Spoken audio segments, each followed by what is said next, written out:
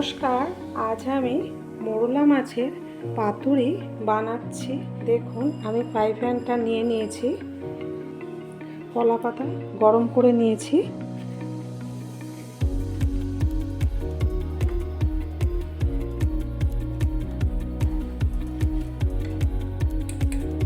একটা গোটা পেঁয়াজ নিয়ে নিলাম, টমেটো একটা নিলাম, পরিমাণ মতো নুন দেব।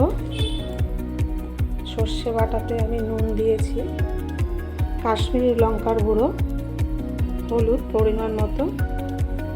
মাছটা দিয়ে দেবো, 300 গ্রাম মোরলা মাছ আছে। সর্ষে বাটা, লঙ্কা কয়েকটা কেটে দিয়েছি, কয়েকটা আস্ত দিয়ে দিয়েছি। লেবুর রস 1 চামচ আছে। এবার তেল দেব, তেল দিয়ে মাখবো।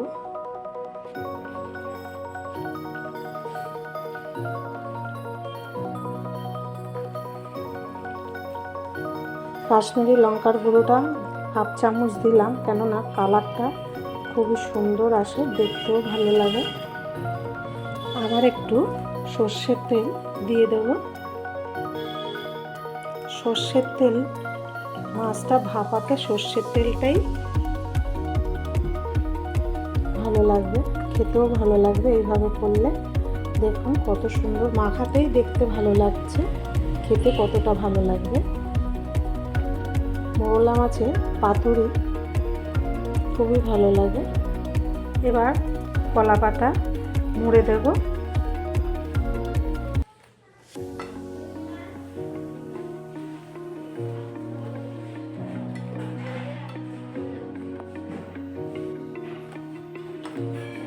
ঢেকে দিলাম,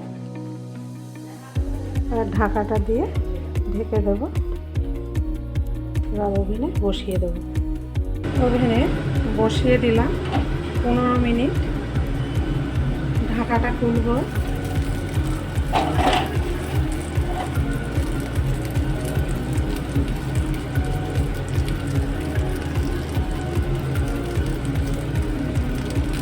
দেখুন কত সুন্দর হয়েছে।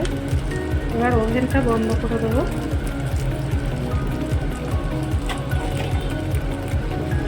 দেখুন কত সুন্দর হয়েছে। ওভেনটা বন্ধ করে দিলাম। মোরলা মাছের পাতুরিটা হয়ে গেছে। বন্ধুরা, মোরলা মাছের পাতুরি রেসিপিটা দেখলেন, যদি ভালো লেগে থাকে লাইক, শেয়ার, সাবস্ক্রাইব করবেন। পরের দিনে একটা নতুন রেসিপি নিয়ে ফিরে আসবো। ভালো থাকুন, সুস্থ থাকুন।